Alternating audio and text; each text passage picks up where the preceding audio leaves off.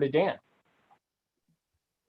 Thank you so much, Wes, and really want to welcome everybody. And just note very quickly, for those of you that know me but don't recognize me because I've grown some facial hair, it is actually facial hair and not contrary to popular myth, just me using my wife's mascara pen every morning. I am able to grow facial hair. But in any case, it's really great to be here, and I can't tell you what a significant honor and privilege it is to be asked to provide the framing remarks for this panel discussion. Especially given the expertise and experience that's represented on the panel, both by friends and colleagues, Marla and Sahara, but also given the participation of both Colonel Barry and Matt McCormick, whom I know to be very dedicated, decent, and thoughtful public servants, even when we disagree about some of the content. I also just want to mention that I don't think we should take for granted at all that the U.S. military and defense officials show up and engage in transparent exchanges with civil society in panels like this. And I also don't want the government participants to forget that I'm saying nice things now in case anything I say along the way rubs them the wrong way. Let me also thank Wes and Keith and the organizers of this series and the co-sponsors, certainly the Liber Society, the American Red Cross, ICRC, and the Stockton Center. Thanking them not only for putting this together, but for giving the issue of civilian harm and conflict such a prominent place amidst a larger conversation or set of conversations taking place in Washington right now that are at once about the status and the future disposition of what we've called the so-called, forever wars, but also the conversation about the future of war in the context of great power competition that, has started up even before the last war has even ended.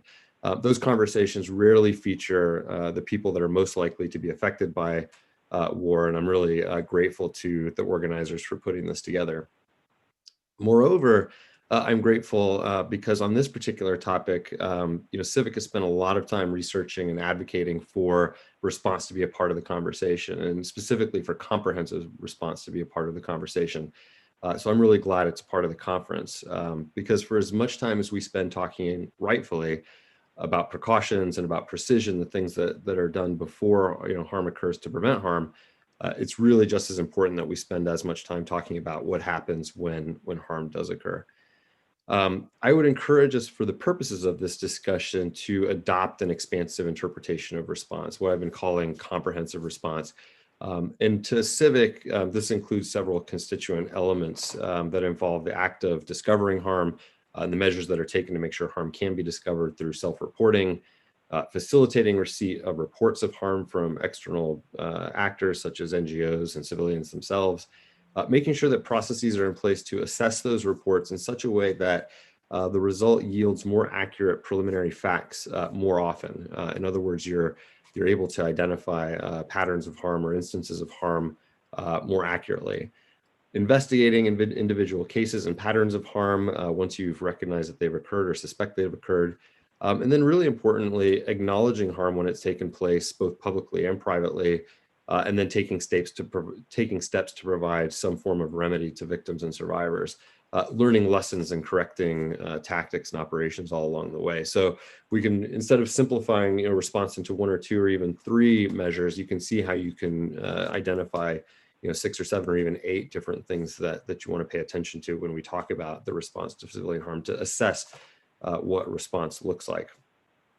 I think the use of a comprehensive frame is really helpful both for the military's own internal assessment of its practices, but it's also really useful when we look at what elements of the response do for civilians themselves. And for Civic, even though we get caught up in the technical conversations that really put the military at kind of the center of gravity of the discussion, the frame of reference we want to adopt when evaluating practice is really that of communities and civilians themselves. And when you shift your frame of reference to the needs of civilians, you can see much more easily how each of those steps taken in response to harm can be really critical factors for civilians and their communities. Just for example, the act of discovering and acknowledging harm, bestows upon civilians the basic dignity of recognizing that they existed in the first place, which can be really, taken for granted in a situation of conflict.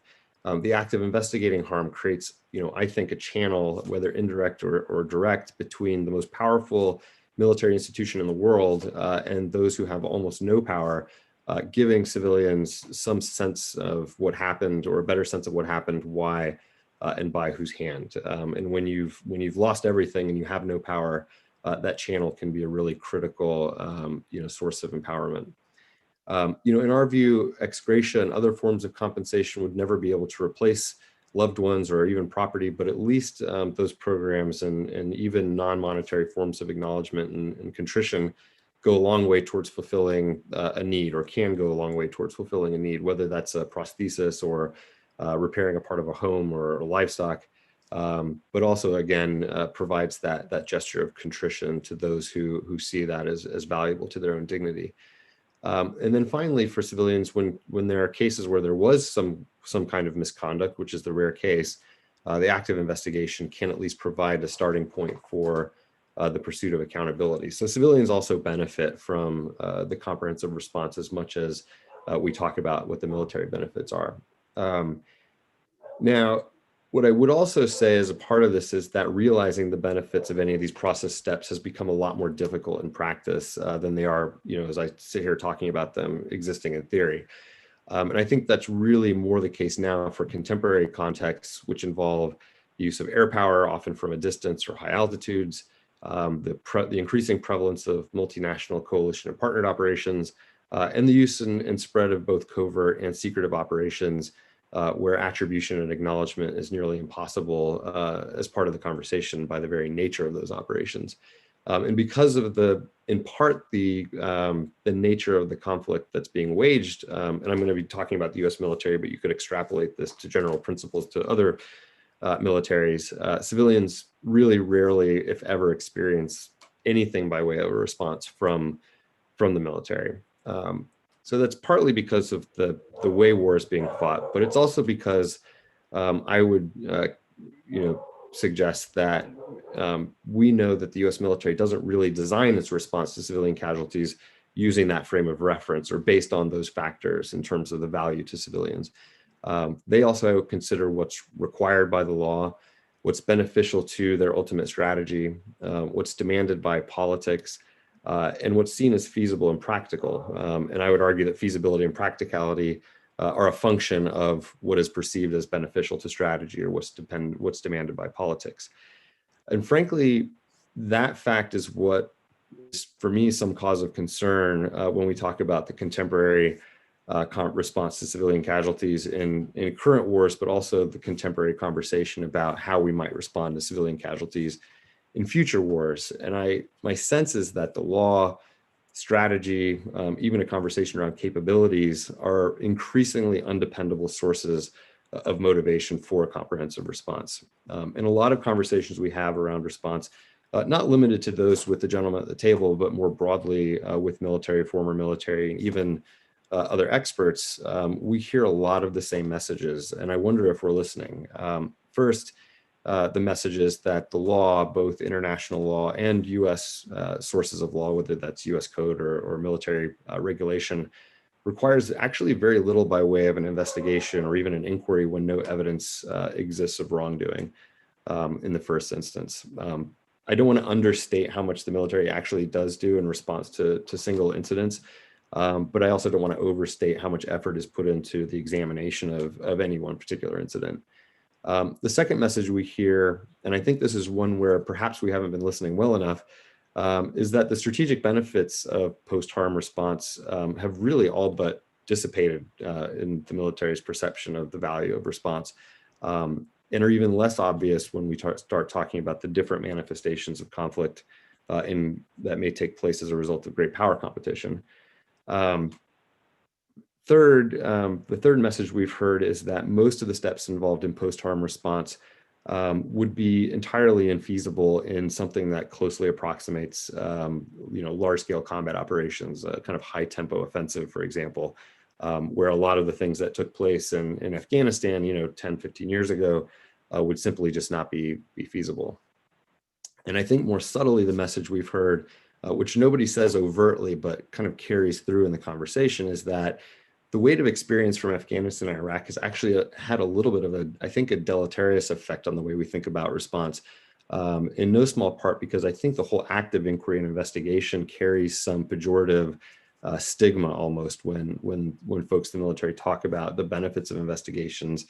You're as often likely to hear about the fact that investigations carry that kind of negative connotation, that people saw it as detrimental to their careers or bad for unit morale and so forth. So we have to kind of remember all of these messages we're hearing when we construct our responses. And I do think there are good strategic, legal, and feasibility arguments that are available to counter some of those arguments. For example, that great power competition is not actually most likely to manifest itself in large-scale combat operations necessarily. You might actually see a lot of sort of lower intensity conflict, as you've seen for the last 20 years, wherein the strategic benefits, if they are such, of responding to harm may very well be present. And I think what's more, the more prevalent these kind of by, with, and through activities are a part of U.S. national security policy, the more important that those aspects of response carry through in the way we model and export leading practice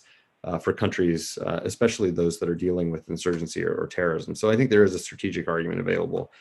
As far as the legal argument, I also think some of that is still being debated, which is not to say that there's a hard legal requirement in all cases or a duty to investigate in all cases necessarily, but I do think there is room for a conversation around the value in legal terms to conducting more thorough investigations, both with respect to individual cases, in terms of discovering them, for any potential for violations, but also for the benefit of suppressing future violations. And I would strongly commend the work of the ICRC in their guidelines on investigations of civilian casualties that came out last year, where I think some of those arguments are very capably put forward in a practical way.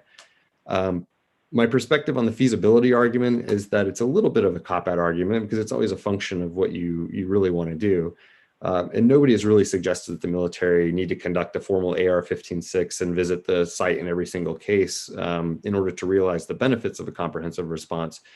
And what's more, you see the practical way in which even much lower capacity NGOs are able to carry out their own investigations, which in my mind calls into question some of the feasibility arguments that the military sometimes put forward. And for God's sake, we just created a space force, and it seems like we should be able to manage some of these things on Earth if we're able to start thinking about all the things we're going to be doing outside of the Earth. So, the final note I'll put on this as a counter argument to some of those messages is that, and this is something that really we try to have come through in our own investigations report that we put together with Columbia Law School last year, which is that over 20 years, whether it knows it or not, I think the military has really benefited organizationally from investigations into civilian casualties that counter some of these, these phenomena wherein investigations are seen as stigmatizing. And I think a lot is done both as a duty of care matter for the forces that are fighting and individual soldiers, but also for the discipline of units and the ability of commanders to maintain, a culture of introspection and learning, which I think carries a lot of relevance even for future conflicts. But I'll conclude here, and I know I've gone a little over my time, but by saying that I also don't think we necessarily should have to rely on those arguments or those counter arguments to know that we want to do more. I think when we have to rationalize a more humane response on those bases, it occurs to me that the higher calling of human aspiration to which General PD referred in the first session is no longer naturally embedded in the military response. It's been left kind of on the cutting room floor and replaced, and this is a caricature and I don't mean to insult, but it's been replaced by a position of, we'll provide a response when it's required by the law, when it's strategically beneficial, when Congress tells us to, and when it's easy. And my perspective is that I think we owe it to the people who are affected by war, and also to the men and women who are doing the fighting, we're asking to do the fighting, to do a lot better than that. And I could run through a list of names of people affected by war. I was looking through specific cases this morning, and it's tempting to put some of their pictures up on the screen, because if you look at any of them or read their stories, the idea that we just can't do more is a little bit infuriating in a sense. And I think everybody would agree on that premise, even if what takes place is absolutely legal, and in some cases doing a lot more in response might seem complicated. But I think modeling humanity, transparency, and accountability in the way we respond to harm is really in the national interest, because it reflects kind of who we are as a country. But I also think it would be a disservice to leave that burden on the uniformed military, even military lawyers or defense officials or strategists. And you'll hear today someone say, these aren't even military matters or matters of law. These are matters of policy. They're policy choices. And I think that's actually right. And I think we need political leadership in our country that places a significant enough value on human dignity that allows us to set the bar much higher than what the default might otherwise be based on what we would do otherwise. And we need political leadership that takes those limitations on what can be done for civilians in war into much more significant account when we're moving the country closer to war in the first place. Otherwise, maybe we shouldn't be doing so if we're not able to do more. So I've got a lot of questions that I would love to hear the panelists talk about, but since I've already taken a lot more of my time than was due, I'm going to go ahead and turn it over to Marla to moderate the rest of the panel. But again, I just want to thank Wes and Keith and everybody else for having invited me, and really look forward to listening to the brilliance that is about to unfold on this great panel.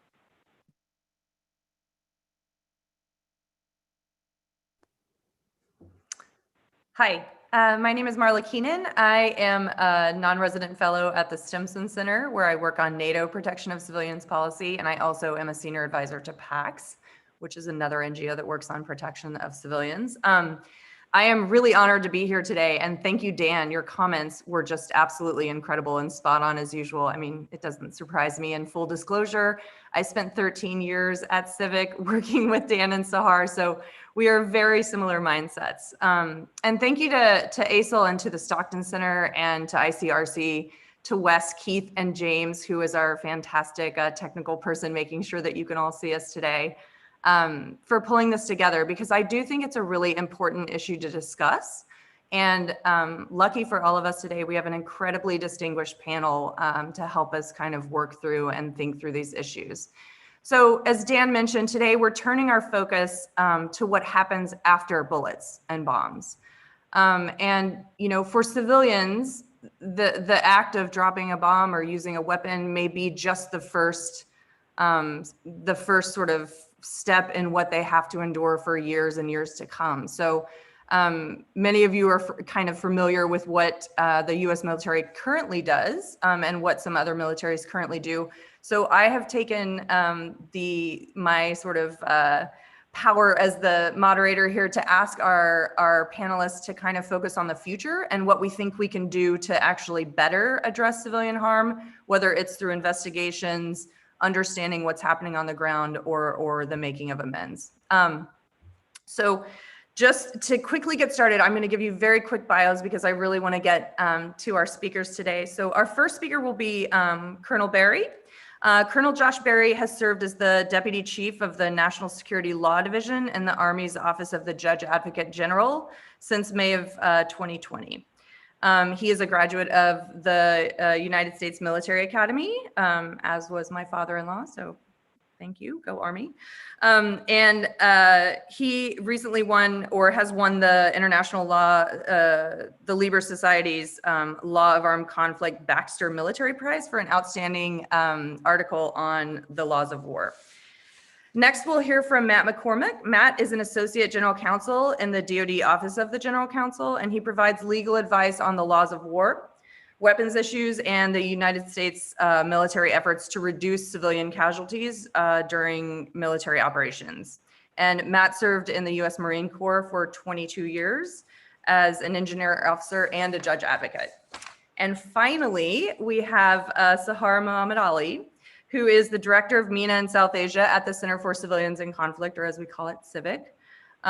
She leads the advocacy and strategy on civilian protection there and engages government and armed actors on civilian harm mitigation policies and practices during all phases of operations. And I believe you've been there now, what, 5, 6, 7, 8 years? So I'm really excited to hear from all of you. And I'm going to go ahead now and just mention that if you have questions while people are talking, Please use the question and answer function. We're not going to turn on video or audio. So if you can just drop those questions in there, I will go ahead and ask each of our panelists. And if there's a specific panelist you'd like me to address it to, please also let me know. So without further ado, Colonel Barry. Thank you, Marla, for the introduction, and thank you to Dan for his introduction as well. I'm very honored to participate today on the panel with distinguished colleagues. I have to note my first international law mentor is Professor Mary Ellen O'Connell, and in law school, she drug us to the ASIL annual meeting and to Liber Society meeting, and so I've always held the organization in very high regard, so it's a big honor to be here. It's also a good reminder for me that the views expressed today are my own and do not necessarily reflect those of the Department of Defense or the United States Army. I appreciate the opportunity to discuss the practical aspects of this topic, especially as one who's advised commanders and staff in both training and combat on all aspects of an operation, from planning to execution to sometimes, when required, investigating, reporting, and responding to allegations of civilian casualties and damage to civilian objects, or as we're now referring to it as civilian harm. Discussion of civilian casualties, particularly when addressing the laws surrounding targeting and precautions in the attack, often generates strong opinions from all participating parties. And understandably, when we talk about the results of those attacks, as Dan alluded to, the discussion is very sensitive. On one hand, professional members of a uniformed military feel very confident in their application of a law of armed conflict and their processes and procedures for conducting military operations, including taking feasible precautions to minimize death, damage, and destruction to civilians and civilian objects. But on the other hand, when operations do result in death and destruction to civilian lives and property, civilians and non-governmental agencies rightly have serious questions and concerns about those operations. And compounding that, the complexity of that, for at least for the United States over the last 19 years, is the general counterinsurgency and counterterrorism nature of our operations, mostly in non-international armed conflicts, against enemies who do not, who blend in with the civilian population and usually flaunt the protections afforded to civilians for their own gain. And when questions arise, as they often do, increasingly, I might add, in social media, very visible, how do we know what really happened? So the answer, and that's why we're here today, is obviously an investigation. But as we will no doubt talk about today, when an investigation is required, what form that investigation should take, what report of that investigation should be released, and when appropriate, what form of response should be made is neither a subtle question or an easy problem to solve. So you asked us to talk about the future, Marla, and so I have 3 points for that today. First, as Dan already previewed, we have to understand the difference between what's required by law and what has been required by policy. And as we do increasingly pivot from our operations in Iraq and Afghanistan and focus on strategic competition with China and Russia, we have to understand those things that we have done because required by international or domestic law, and those that were done for good policy reasons. And although not perfect, the detailed investigations we have often conducted, the evidence we've collected, and the processes we've implemented, like the civilian casualty assessment review, have in many circumstances been undertaken because the strategic environment demanded it and our capabilities and resources supported it, but not because the law required it. Second, we cannot forget the lessons we have learned, and in many cases relearned, over the last 19 years. I can tell you in over 22 years of service, I've seen so many times how deeply our service members care about protecting civilians in combat. But unfortunately, we know that our military is not, and has not always been perfect. And while I believe that the overwhelming majority of our operations are conducted with incredible humanitarian concern for minimizing civilian harm, during some really tough operations, we've made mistakes. And some nations might throw up their hands and say that's war and not care about it, but we know the tragic cost of those mistakes is why we have events like this symposium and why we participate as the United States military in this dialogue. So while too often we've learned we can do better and that we must do better, organizations like the International Committee of the Red Cross and Civic have been there to hold us accountable when our investigations, reporting, and outcomes have not been good enough. And while we might not always agree on what or why or how we should respond to civilian casualties, we all do care deeply about protecting civilians. So many of those lessons learned, from how to best receive the reports, to how to best report, document, investigate incidents, to how to write investigations for release, to how to appropriately provide some sort of redress, are ones we cannot forget in future conflict. Which does bring me to my third and final point. As we look back on these lessons learned, we do have to understand the next conflict may likely be different in its nature and character, forcing us to conduct our operations differently in the future. So for example, I think context really matters. So I hope we can get into this a little bit. But in Iraq, by the end of 2007, there was something like 170,000 troops in Iraq. Soldiers and Marines were conducting counterinsurgency operations amongst the populace. If there was an allegation of civilian harm, we could get to the scene, interview witnesses, document what happened, and when applicable, make payments. We also had civil military operations centers throughout the country that served as points of interaction with the local populace. This was much the same in Afghanistan in 2009 to 2013 or so, with a peak of around 100,000 troops. If you flash forward to Afghanistan 2016 and 17, the last time I was there were about 8,400 troops in Afghanistan, almost all of whom were largely confined to a limited number of secure bases. For many of our strikes, we could not get soldiers to the scene to investigate. Instead, we had to rely on our own information and maybe information from a local Afghan force. So what about the future? The National Defense Strategy tells us we are in a global competition with Russia and China. You can read in the news that the military is training to fight in large-scale combat operations against a near-peer adversary. That fight, and trust me when I say on behalf of all of us in uniform, God willing, never happens, would likely be different than Iraq and Afghanistan. Fast-moving, large volumes of fire, tremendous destruction, and likely without the incredible real-time situational awareness we've enjoyed since 2001. That fight and the intensity and pace of it may dictate that our investigation and reporting procedures look different than we have seen today. Not for lack of concern, but for lack of ability and capacity. So in closing, I do look forward to the rest of this discussion. This is a great opportunity to hear various perspectives. Consider all the really important, sometimes competing, but always shared mutual interests in how to minimize civilian harm. And when the harm does happen, how to respond to it. Thank you. Great. Matthew, are you ready? Thanks. Can you hear me okay? Yes, we can. Great. Well, thanks to ASOL, our organizers, and all the great presentations we've made over the past 3 weeks, including Dan's thoughtful introductory remarks. First, a little bit about me, so you can better understand my perspective. As Marla mentioned, I'm an attorney within the International Affairs Division of the DoD Office of General Counsel, otherwise known as DoD-OGC. The DoD General Counsel is the chief legal officer of the department and advises the Secretary of Defense. I advise policymakers on the law of war and its implementation, weapons policies, and issues related to civilian casualties. Just as Colonel Berry mentioned, these are my own personal views today and don't necessarily reflect the views of the U.S. government or DoD. There's a relatively small group of people who, like me, work specifically on civilian casualties issues and the development of policy. We support the DoD senior official on civilian casualty policy, Mr. Anthony Tata, who is also performing the duties of the Principal Deputy Undersecretary of Defense for Policy. But it would be a mistake to think of a relatively few quote-unquote CivCas bureaucrats like me as the sum total of people in DoD working on civilian casualty issues. To the contrary, there are thousands upon thousands of DoD personnel working to help reduce civilian casualties. It starts at the top. Secretary Esper, other senior leaders, and operational commanders care deeply about minimizing civilian casualties. These issues are among the most difficult decisions a commander can make in military operations. In making decisions that affect the risk of civilian casualties, our commanders have to weigh other risks as well. For example, waiting for more information before conducting a mission might entail other risks.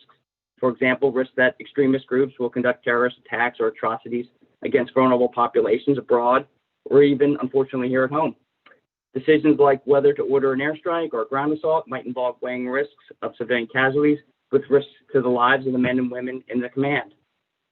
Commanders bear command and moral responsibility for these decisions. As the DoD Law of War Manual explains, commanders at all levels have great responsibility to exercise the leadership necessary to reduce the risk of harm to civilians and civilian objects. But within DoD, work on mitigating civilian casualties starts way long before a commander faces tough decisions in combat. This work occurs when weapons developers are developing more precise weapons, when doctrine writers are developing new operational concepts and procedures, when trainers are making soldiers more proficient in conducting operations and using their weapons, when operational planners are developing plans that try to separate civilians from enemy fighters, when intel analysts are accurately identifying enemy targets, when pilots are making sure the munitions hit their targets. All the work of these people in enabling military operations to be conducted professionally and efficiently helps preserve innocent life on the battlefield. Fundamentally, professional militaries have an interest in using force efficiently and avoiding civilian casualties and unnecessary destruction. Civilian casualties and unnecessary destruction are not only harmful from a humanitarian perspective, but they are also inefficient and counterproductive in military terms. The law of war is at the heart of the U.S. military's efforts to reduce civilian casualties. Of course, it contains fundamental protections for civilians and requirements for military operations, distinction, proportionality, and precautions. But it's also the way commanders in our forces understand and solve operational problems in even the most difficult of circumstances. It enables operations, but it also helps prevent unnecessary suffering and to minimize the incidental suffering that does occur. It's incredibly special to have a body of law that works when other laws and norms of society don't, and adversaries resort to force to try to impose their will. I think these three elements are foundational to DoD's approach on civilian casualty issues. One, the leadership of our commanders. Two, our efforts to use force as precisely and as efficiently as militarily possible. And three, adhering to the law of war. On top of that foundation are the kinds of response measures that we've been asked to focus on today. Good policies and procedures for responding to civilian casualties. These policies and procedures are not ends in and of themselves. They are the tools to help commanders perform their weighty responsibilities. I like to focus on the practice of conducting assessments and other reviews that assist in reducing civilian casualties. By way of background, I'm referring to one, general assessments of the risks to civilian population that inform operational planning and other civilian protection measures, such as the identification of places for inclusion on a no-strike list, which can include identification of places that are protected from the effects of military operations under international law, and places and facilities whose destruction may entail significant risk of collateral damage. And two, assessments or other reviews of reports of specific incidents involving civilian casualties. Assessments can help improve operations and reduce the risk of future civilian casualties. Assessment of reports of civilian casualty incidents can also help to counter misinformation and enemy propaganda, as well as to take other actions, such as offering condolence payments to surviving relatives of civilians incidentally killed during U.S. military operations. How these practices will evolve will depend on their usefulness to commanders for accomplishing their missions and minimizing civilian casualties, which will depend to a large extent on the circumstances in which they will be used. Future conflicts may be quite different from current conflicts. They may include long-range precision strikes, extensive ground maneuver, highly intense lethal fires and counterfires, distributed operations, and expeditionary and/or communications degraded or denied environments. Some of these things, or a combination of all these things. We just have to be prepared for the worst. The important point, though, is that like many other DoD processes and procedures, the way these practices have been conducted during more recent military operations are tools, means to achieve ends. That is, to help improve operations that seek to protect civilians and to reduce the risk of civilian casualties during those operations, rather than ends in and of themselves. This leads me to what can be done to help ensure that assessments useful to commanders' efforts to protect civilians and to reduce the risk of civilian casualties are widely used in the future. I'll make 3 points. First, good policies and practices should be adaptable to the circumstances. Some may assume that practices that are useful for minimizing civilian casualties in counterterrorism or counterinsurgency contexts are necessarily the most effective way for minimizing civilian casualties in other contexts. That assumption is not necessarily accurate. The goal of minimizing civilian casualties may be the same, but the means of doing so will often be different. The DoD General Counsel, Mr. Paul Nye, provided an example of this in a recent speech. There, he spoke about the decision during the defeat ISIS operations in Mosul to empower lower-level commanders to make more decisions regarding strikes, and the resulting criticism by some who thought that decision might reduce civilian protections. The basic premise of the criticism was that procedures that were useful in minimizing civilian casualties in earlier phases of the campaign would be best for minimizing civilian casualties when trying to help Iraqi security forces liberate Mosul.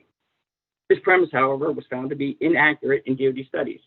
Empowering lower-level commanders increased the speed of decision-making and decreased the risk that facts on the ground would materially change between when decisions were made and when the strike was executed. Similarly, it might be counterproductive to civilian protection efforts in future conflicts to conduct individualized assessments of all reports of civilian casualties, regardless of source, like the U.S. military currently does. Why might this be so? First, contributing to the perceived legitimacy of reports of civilian casualties by publicizing them might cause the enemy to increase risk to civilians in an effort to delegitimize U.S. efforts, much as we've seen with ISIS. Second, trying to assess every report might be counterproductive in efficiently allocating scarce resources to help reduce the risk of civilian casualties. For example, every analyst hour spent reviewing civilian casualty issues with past targets is theoretically one less analyst hour spent reviewing the risk of civilian casualties with potential new targets. And third, when the volume of fire increases by an order of magnitude, commanders may risk missing the big picture by trying to assess every report of civilian casualties rather than trying to reduce the most significant risks of harm to civilians from the most credible reports. We could risk missing the forest by focusing on every tree. This leads me to the second point. The best way to improve civilian protection is to empower our commanders. For example, giving commanders more options of ways of conducting assessments and more capabilities for doing so can allow commanders to choose the best way for assessing reports under the circumstances. We've seen this in recent years as commanders, largely because of changed circumstances, have increasingly relied on first impression reports and civilian casualty credibility assessment reports, commonly known as CCARs, rather than on administrative investigations alone. These assessment processes allow commanders to process greater numbers of reports of civilian casualties more consistently and efficiently. Of course, administrative investigations always remain an option instead of or in addition to assessments. The use of advanced technologies such as AI could be one way to develop additional capabilities that can help make assessments more efficient and accurate. Civilian casualties can result from a lack of awareness of the presence of civilians on the battlefield due to the fog of war. Commanders might be unaware that civilians are near a target or might, in good faith, misidentify civilians as combatants, particularly when enemy fighters hide among the civilian population. One of the most useful applications of AI has been to help people search through large amounts of data to find relevant information quickly. Internet search engines, for example. Commanders may similarly have an overwhelming amount of information to consider, such as large amounts of sensor data or hours of video from ISR platforms. Using AI before an attack could help commanders better assess the totality of expected incidental harm to civilians, including incidental harms that otherwise would not have been foreseeable, and to identify and to take additional precautions. Using AI after an attack could help commanders assess reports of civilian casualties more efficiently and accurately, including by identifying and analyzing greater amounts of data and reducing human error. And this leads me to my third point. The U.S. military often does more than is legally required for the protection of civilians in its operations, including by conducting assessments. Commanders also sometimes make condolence payments after certain civilian casualty incidents. These particular practices are not legally required, and we should be clear about that.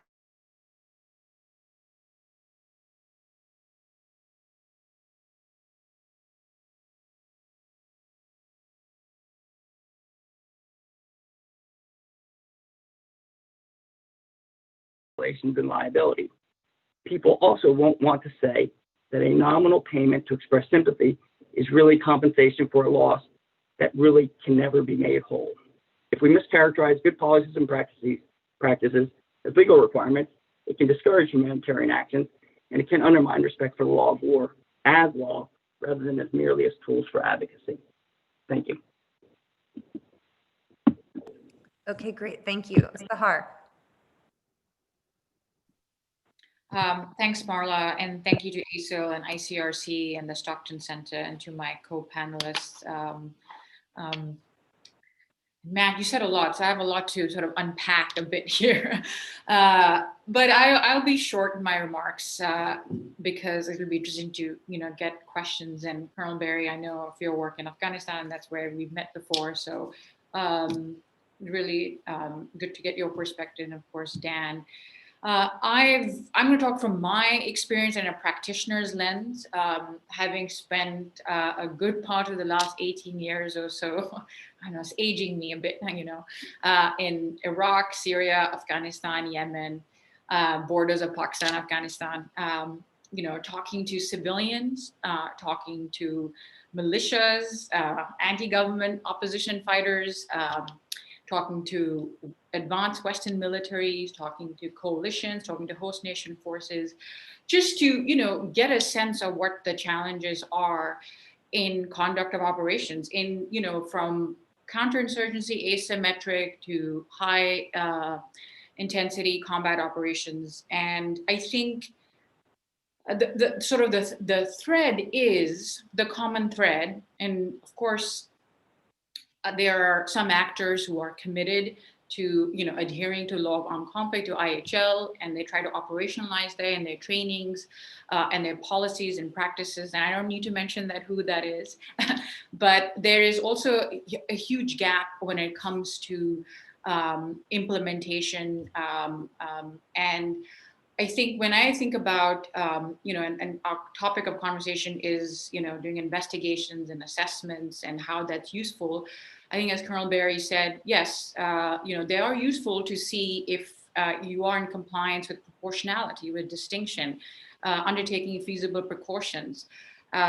I also think these are very useful to see whether actually you were effective in engaging with your pre-strike assessments when you do post-strike assessments, so you can match up, because if your commander's intent and your guidance is to adhere to IHL in operations and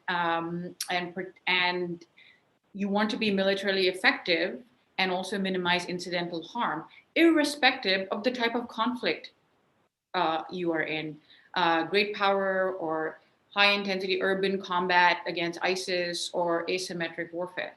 And I think what we have seen, and I've spent a lot of time talking to non-Western militaries myself, that most militaries actually don't conduct assessments to see what the impact is on civilians and civilian objects. And so that's a huge missed opportunity to see what the impact is, to adjust your tactics. And I think that even during combat, there are pauses during military operations. We sort of argue that if you can assess what was the impact, you can better engage the military objective and minimize civilian harm. And I think, not able, and the lack of ability to assess that is by some militaries and armed actors. I think, again, like I said, it's a missed opportunity. But, again, going to some of the points that have been raised about it's very difficult to do in a high intensity combat operation. I think, it's all about planning. It's all about resourcing. And I understand, why would you have an analyst poring over data, in the middle of a very intense operation? But I think there has been some good examples where, because of lack of resources, information from external actors have come in, an NGO or media or journalist, to that particular government or military, that has allowed that military to say, oh yes, this is actually really important. Can we adjust? And I think those kind of good practices should not be just said, oh, this works here, but it doesn't work, and not, one shouldn't apply to another context. I do think, looking at lessons identified from all previous conflicts and the spectrum of conflicts are instructive to inform on planning, resourcing, training. And I mean, if we just look again, there are of course militaries who deeply care on these issues and they want to operationalize and adhere to IHL, but there's some that don't. And if you look at what's happening just now, last couple of weeks, what's happening with indiscriminate shelling taking place in populated areas in Nagorno-Karabakh, you have, and again, do they have all of this awareness on LOAC and good practice and civilian harm mitigation? And I think that it is really, for me, when I look at, some of the advanced militaries who have some of these good practices and approaches on assessments, on acknowledgements, on adjusting their tactics to make them more effective, it's about how you bring other partners along in those practices and approaches. And all too often, this is seen as an additional burden to an advanced country and advanced military to bring other partners along on these good practices. Because, I mean, going to the point, you may not have 100,000 troops on the ground to conduct on-site inspections, but if you have working in a partnered operation with a host nation force or with a proxy force or whatever entity, you can train them to do these things. And again, it's building their capacity. It's trying to, war is hard, and you're trying to, strengthen protection norms in a way, and by sharing the good practices and tactics that are out there. So I think that there are some good approaches to assessments and investigations. There are ways to improve them. And I think we should not give in so easily to the idea that it's only applicable in certain types of conflicts, but not others. It's all how you learn those lessons, how you resource and adapt. And I know militaries are very good at adapting to different contexts and conflicts. And I think technological tools, yes, are very useful. I think it would enable forces to better assess and foresee risk to civilians and civilian objects, and see what the second, third order effects are if infrastructure is impacted and leads to protracted displacement. And frankly, most militaries want to do a better job at this. So I think, I think some of the comments and from Dan as well about the pushback, at least with some nations, about not applying these in great power competition, I think is a bit of a, if I may so, it's a disservice to all of us, both military and in the NGO community, that has worked really hard to all get us to a better way to try to strengthen protection norms and alleviate some of the suffering for civilians. So I'll sort of stop there. Okay, great. Thank you. That was really interesting to hear from all of you. I have one question in the chat box or in the Q&A box, so I just want to remind everyone to go ahead and start loading those questions. But I'm going to go ahead and make one quick little comment here.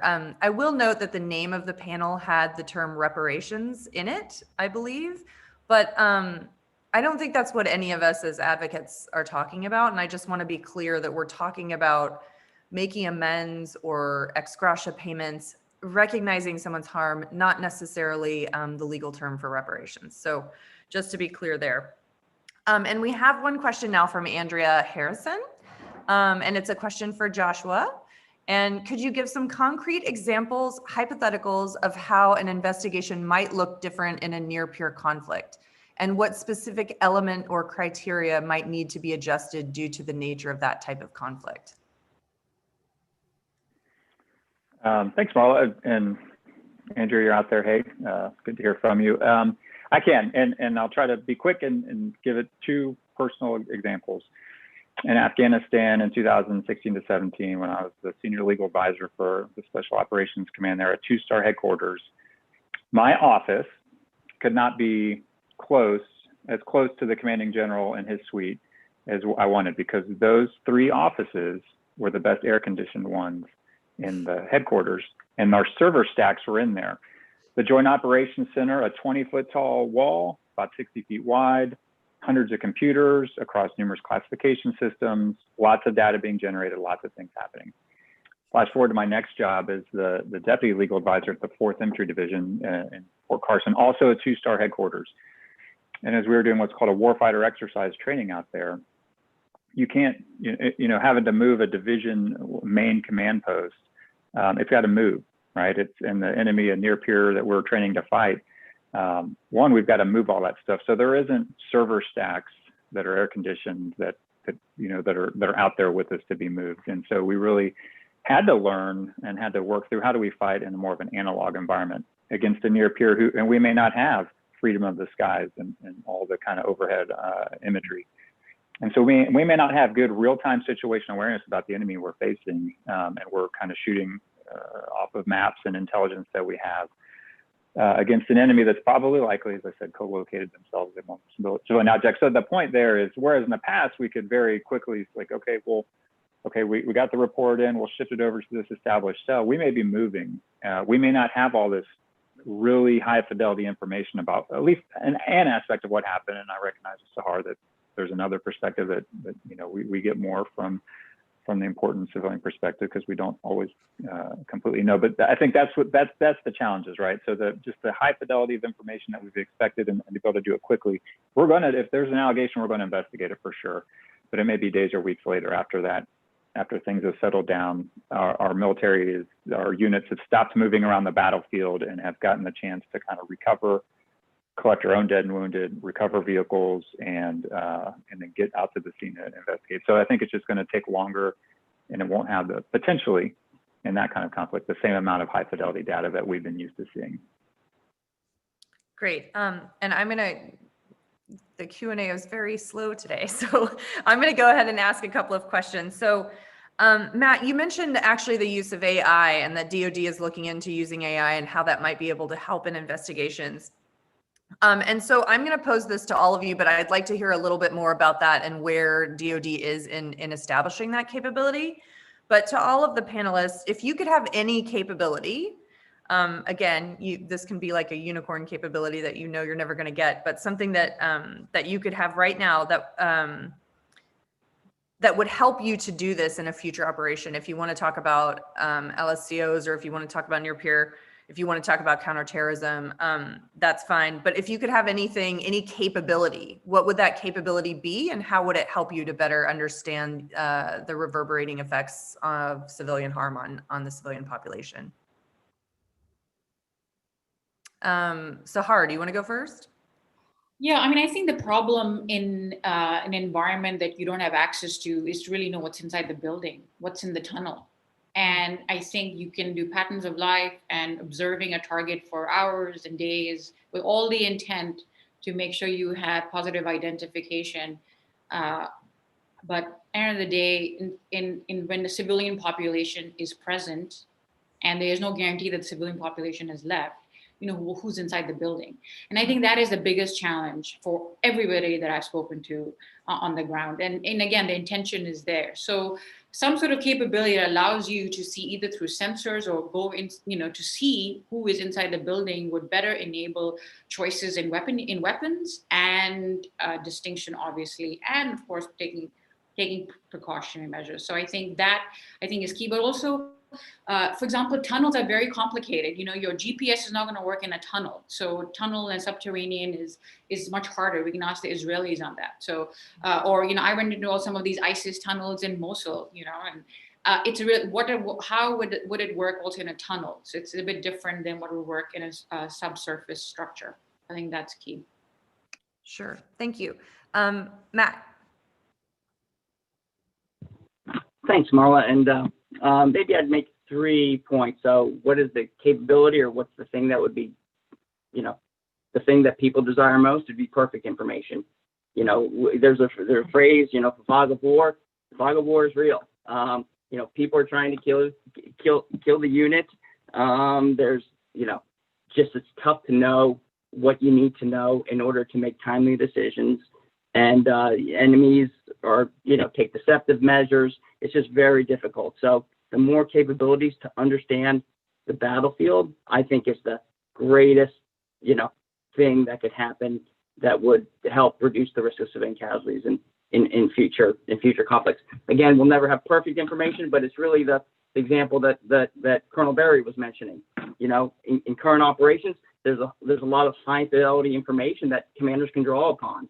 I think the fear of some folks is, although we don't know exactly what future conflicts would look like, we definitely know if we have an enemy that has the type of capabilities that some of our near-peer adversaries have, we're just not going to have that kind of level of fidelity that allows us to do the types of things that we do today. And maybe that would lead me to my second point. And I would apologize to Sahara if somehow I was maybe imprecise or maybe I was miscommunicating. You know, I think the message I'm trying to deliver, it's not like all or nothing, or we're never going to do this kind of stuff ever again in future conflicts. It's actually a more nuanced message. It's something like, you know, procedures that are flexible, that can adjust to the circumstances, including for the purposes of trying to minimize civilian casualties even further, And then two, having more capabilities at the commander's disposal, because oftentimes it's not A or B, it's A and B, so I think it's a little bit different, and we definitely can see lots of opportunities to help, other forces build their capacity to kind of build on these civilian protection norms. As far as the question as to what's out there potentially within DoD, and this is a great example of AI. Literally sitting here in my computer in Alexandria, I was able to type something into a search engine, and it gives me the answer. So if you hit the Google AI and you type in DARPA URSA, that's URSA, you'll get lots of information that on this program that DARPA has. It's called Urban Reconnaissance Through Supervised Autonomy. And basically it's a system that DARPA is working on to help improve battlefield awareness. And they're doing it in multiple different ways, and I don't have the details, readily at hand. But, if you just take the words urban reconnaissance through supervised autonomy, the things that are most important in an urban environment, identifying the right targets, and two, knowing where the civilians are and the civilian objects are in order to try to prevent incidental damage to those persons and objects. So I would suggest using the AI to find out more about the AI potentially for the future. And I'm sure this is the tip of the iceberg, because people are going to continue to have increasingly better ideas of how to apply these technologies in ways that will really help commanders in the future. Thanks. Excellent. And Josh? Yeah, quickly, and really to Sahar's point, because the enemy we've been fighting do not distinguish themselves from civilians, that is the real challenge, is knowing kind of who's who. And there's, when we're observing areas and targets, we can kind of sort out, we think oftentimes who is who, but just the ability to have better certainty, even if we've been watching something for a long time, of who's in the building. I think we often, while we feel really good about it, have seen results where we may have been observing something for hours, days, and just think we've got it right and don't know. So I'd agree with Sahara. I don't know what that capability would be. Okay, great, thanks. So I have a question here from Dennis, and he's requesting your thoughts about the lessons learned from the Kunduz hospital airstrike incident.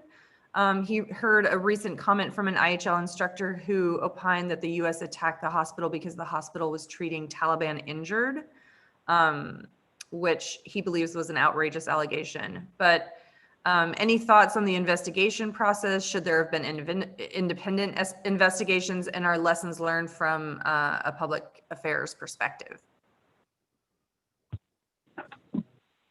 Who wants to take Marla, that? if you don't mind, I'll jump on that grenade. Yeah, please do. Thank you. Forgive the pun. So I think this is a great question, because there's all kinds of lessons. This is the great thing about interactive dialogue. People think of interesting questions, and you can kind of tie a lot of different thoughts together. Hopefully I can do that cogently. I think there's a couple of things about the Kunduz investigation. Well, first I should say, the thing that he or she heard, I wasn't sure what the first name was of the person who said it, but that it was attacked because there were Taliban fighters being treated there is completely inaccurate.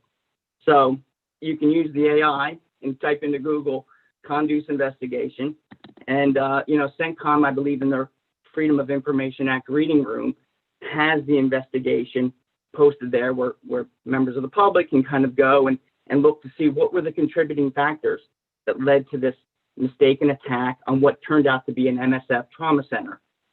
The ground force commander at the time, the air crew, their understanding of the battlefield and understanding of that building and that series of buildings was that it was another type of facility being used by Taliban forces, not that it was an MSF trauma center. And given the fact that there was this is where time can be critical. There was a major assault on Kunduz by the Taliban taking over the city. And so there was this need to try to repulse that. And very few U.S. forces were on the ground. And so very courageous young men and women were trying to help their Afghan partners in order to repulse this attack. And so the contributing factors are on the CENTCOM FOIA website, so you can find out exactly what the details. there were a number of problems. There were procedural problems where people didn't follow the right procedure despite training and otherwise. There were technical problems with platforms. And like, if anybody who's been involved in investigating complex accidents, oftentimes it's not one thing. It's a bunch of different little failures that contribute to something terrible happening. And that's in fact what happened in the Conduce case. I think the interesting thing about my pushback against one size fits all is Conduce is a great example of, there was a, 40, I don't know exactly how many people, but literally a 40-person team of subject matter experts, aircraft experts, ground combat experts, intel experts, assisting, very senior military officers who are leading that investigation. So, when you have like an incident like that, you're going to do the investigation a lot different than you might do it if you were in the 4th Infantry Division investigating a report of, one civilian casualty. Although tragic, it's just the need to devote resources differently in order to address the issue is just going to call for a different response. And so maybe this helps, I don't want to say prove my point, but helps demonstrate my point about the need for flexibility in order to try to have the right tool for the job at hand. Does anyone else have anything on that one? I just wanted to say one thing from an optics lens. Matt, I agree. I think also given, it was just a horrible incident that happened, and given what was happening in some other countries where, medical infrastructure is being deliberately targeted, I think it was a good practice and policy decision to do a comprehensive investigation and to make that report public. Because these are hospitals, medical facilities are protected sites, and yes, they could be used by enemy fighters and as well as combatants, but that does not take away its protected status. And I think that was a good example of being public about to the highest leadership level, and to be very public about that incident, to just set the example of what a terrible, awful event that took place. So I thought that was a good example, just to say that. Great, thank you. So I'm going to go ahead and put another question out there for you guys. So I work in my one of my day jobs on thinking through how we can better create dynamic modeling capabilities for understanding the reverberating effects of civilian harm. And so, COVID kind of has made this very clear to us how important understanding and analysis and modeling capabilities are for understanding threats and understanding how to counter those threats and understanding how to create policies that can keep, our own citizens in this case safe. But certainly there's an applicability, I think, in conflicts in which the U.S. is engaged. Can one of you speak to what type of data analysis capabilities are available within the U.S. military on understanding, large amounts of information that are coming in specifically on civilian harm? And if there is a dynamic modeling capability looking at the reverberating effects, meaning not just civilians harmed today as the bullet in the bomb drops, but also the ability to understand what the impact on the families and the communities are afterward.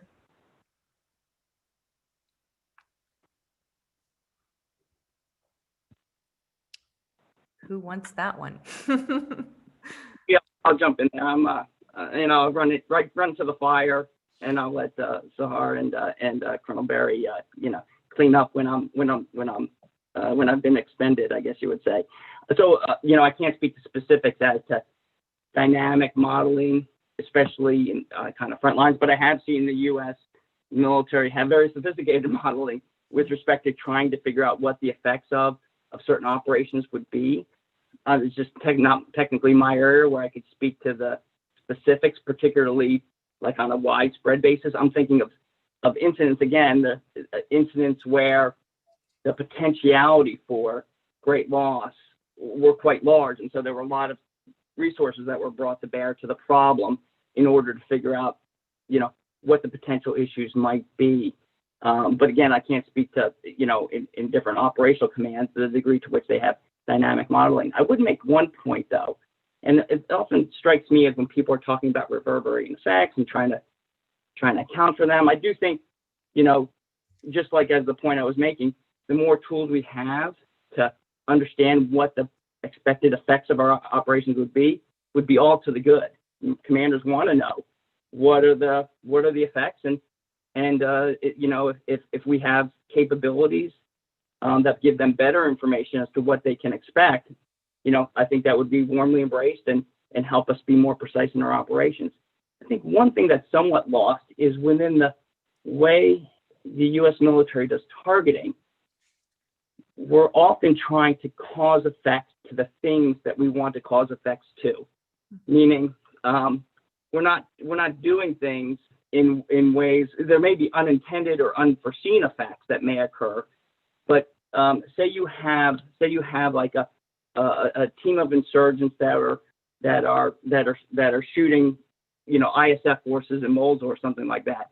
The intention of conducting a strike would be to be as precise as possible in order to take out where the enemy are known to be and where they're shooting from. It wouldn't be kind of to level the whole building, or kind of we heard in like previous weeks where that's just not kind of our way of operating. We have people that are specifically dedicated to trying to weaponeer the munitions so that they are causing the right effects in the right places.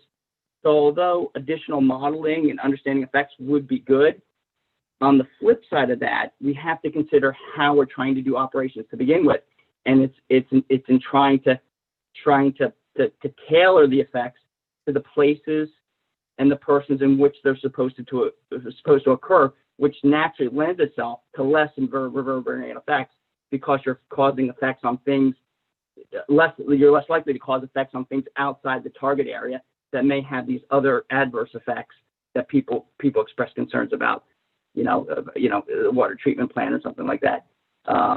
So I would pause there, and I would leave it to Colonel Barry and Sahara to play cleanup. Sahar. So I always have to think back to less advanced technological tools and computer modeling, because most of the world's militaries don't have that. And I know we're talking, we have, 2 U.S. government military personnel. So, but the people that I'm talking to a lot these days are not the U.S. as such, but less advanced countries and militaries.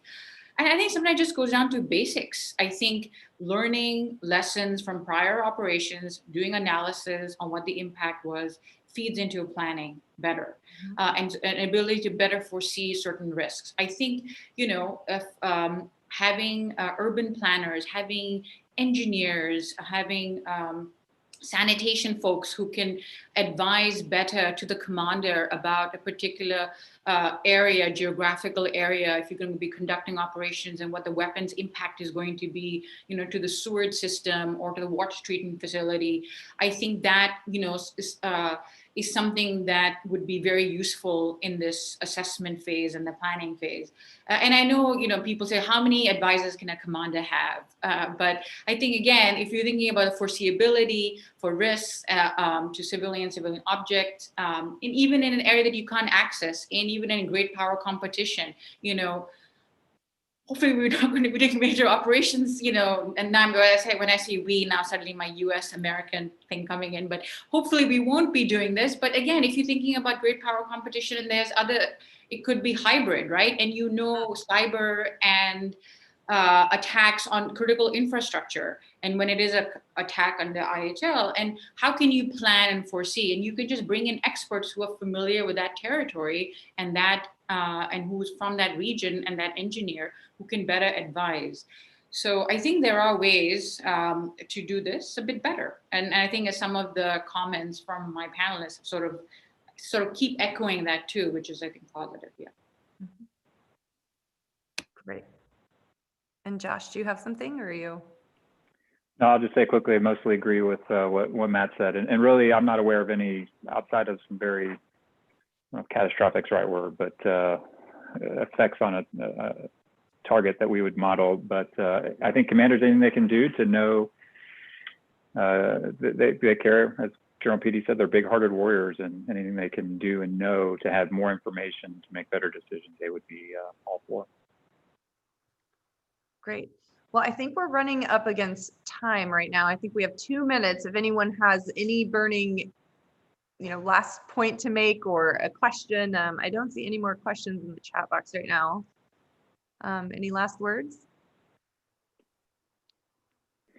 I'll jump in and I'll echo, one, this is a great honor, and I do, it's too bad we're not live, because I know afterwards we get a chance to talk and catch up and kind of continue to have great conversations, which is the really great thing about the relationships that I think certainly within our military that we have with many of you all, and so that would be great. I'm going to echo what General Petey said. The Army's still hiring, so if anybody watches this later, 1-866 Army JAG. So I'm going to get points from our recruiting folks for that. But thank you. It's been a true honor, and look forward to the next time to engage with y'all. Great. And this is Matt. Maybe I'll make a just very quick one too. It's like I heard when Secretary Mattis was Secretary of Defense, he said something like this, and maybe some of the folks in the audience will recall something like this. I'm cheating off of Secretary Mattis, but he said something like, we're kind of when I'm thinking about Colonel Barry and myself, and then Sahara and Dan, which are approach the issue from a different side of the equation. We all have incredibly difficult jobs. Sahara's an incredibly tough job. Dan has an incredibly tough job trying to figure out what are the answers to the problems that they're facing and the people that they're working with. We have our own kind of operational challenges, but we're all in our different ways, because we have different jobs in the world, pursuing something that's a very similar goal of trying to make the world a better place, trying to cause less suffering in the world, trying to make the world a better place for peace and prosperity. Again, we have different kind of jobs in doing that, but I really admire Sahara and Dan for what they do for a living and contributing to this discussion. So thank you. Absolutely. Yeah, Sahar. just very quickly, I always find that any kind of exchange is so useful, and I do think that people forget there is a bit more consensus than discord in all of these issues. It's just about different approaches, and as we all in our lanes, and we would being outside as an NGO will always ask for more to do better. But I think there's more consensus than discord on these issues, which is good. Absolutely. And that's a great place to leave it. Thank you so much to all of you for participating in this panel. It has been an honor to moderate this discussion, and you have made it very easy on me, so I very much appreciate that. And please do come back next week and join ASIL and ICRC and the other groups for the next discussion. Thank you.